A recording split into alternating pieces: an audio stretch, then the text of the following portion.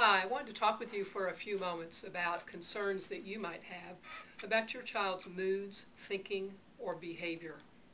Alarmingly, more and more medications are being prescribed for these problems.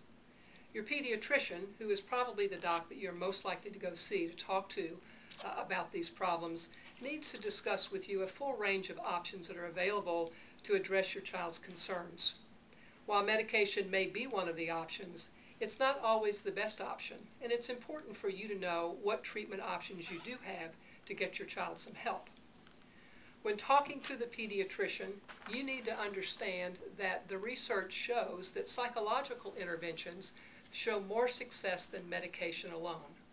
But sometimes medication is necessary, and probably so if your child has extreme aggressive behavior, is severely moody, or even engages in self-injurious behavior.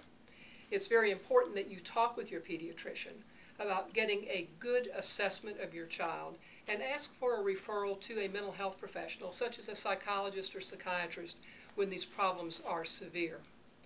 Before that physician writes that prescription, be sure you get that assessment. You need to understand that your child is not just a little adult.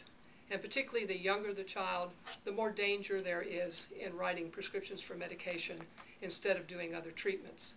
The little kids still have a developing brain. It's very important to get the dose right. They're more sensitive to those kinds of medications.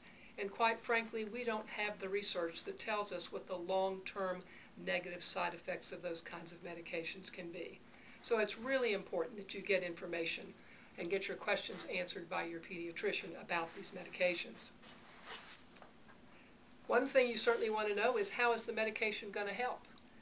Is it going to help shortly? Is it going to take a while? What specific changes can I expect to see in my child's thinking, moods, or behavior as a result of the medication?